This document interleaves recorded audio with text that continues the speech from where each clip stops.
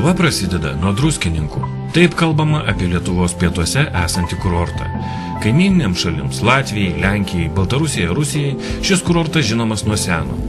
Dėl patogios geografinės padėties bei unikalių gydomųjų faktorių, Druskininkų kurortas taipogi patrauklus ir svečiams iš Skandinavijos šalių, Vokietijos, tolimojo Izraelio. Kurortas iš Vilniaus, Kauno ir Palangos oro uostų pasiekiamas automobiliais ar autobusais.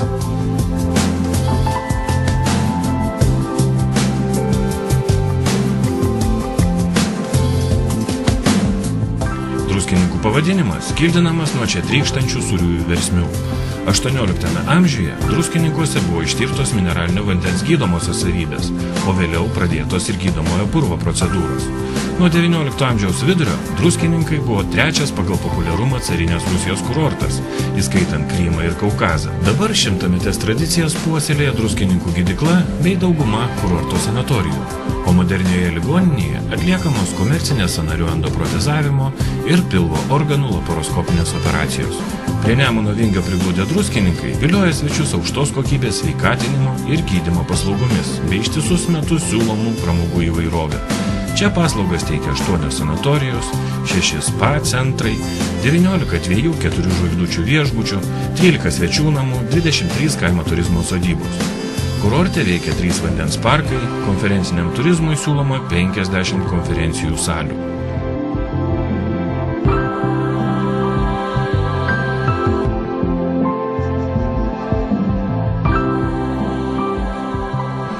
Druskininkų gydykla – pirmoji kurortinio gydymo įstaiga, apjungusi 100-metę mineralinių vandenų, gydomojo purvo naudojimo patirtį bei šiuolaikinės technologijas, teikia gydomąsias ir sveikatinimo paslaugas, padedančias išsaugoti ir sustiprinti brangiausią turtą – sveikatą.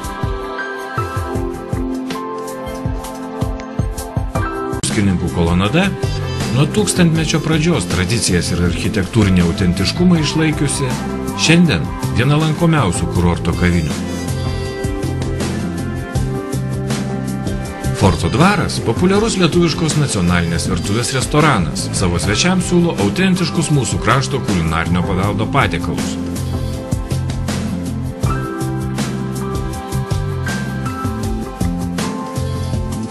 Mieste seniausiai veikiančią pizzeriją Sicilija miestelėnai ir kurorto svečiai pamėgo dėl jaukios aplinkos, paslaugaus ir profesionalaus jaunatviško kolektyvo bei virtuvės meistrų siūlomų patiekalų įvairovės atitinkančios net ir gurmanų skonį.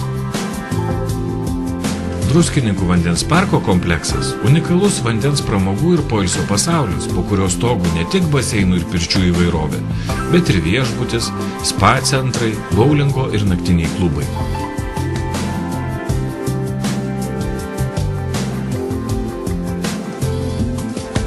Geriau vieną kartą pamatyti, negu 10 kartų išgirsti, įsitikinę Grūto parko šeimininkai.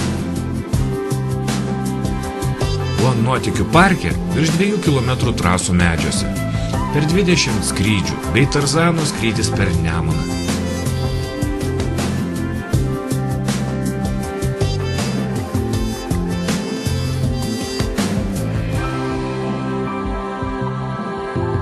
Turistai pamėgo laivą druskininkai, plaukdantį Nemunu į Liškiavą ir kviečiantį pasigrožėti apylinkių gamta.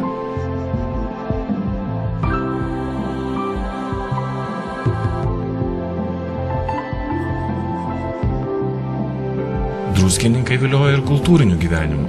Skirtingi istorijos laikotarpiai ir krašto gamtos išskirtinumas pristatomi Druskininkų miesto Mikalojaus Konstantino Čiurlionio memorialinėme muziejuose, Grūto parke, Girios aide. Liaudies kultūros paslaptys saugomos Antano Česnulio, o moderni skulptūra Žako Lifšico skulptūrų parkuose. Vasarą svečius čia pasitinka kurorto švente. Visą sezoną žiūrovus kviečia teatro, muzikos šokių, literatūros festivaliai bei kiti renginiai. Aktyvaus poilsio mėgėjai kurorte taip pat atras nišą savo. Dviračių ir vandens turizmo maršrutai, šaudymas iš lankų, vaikščiojimas vandeniu, laipiojimas medžiais, lauko tenisas, dažasvitis ir daug kitų pramogų.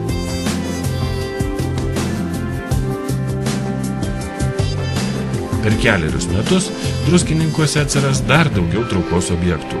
Jau 2011 metais duris atvers į pasaulio geriausių penketuką pateksiančios dengtos ir atviros slidinėjimo trasos, svečių patogumui bus renovuotas aerodromas, rekonstruotas kultūros centras. Jūs visada laukiami Druskininkuose.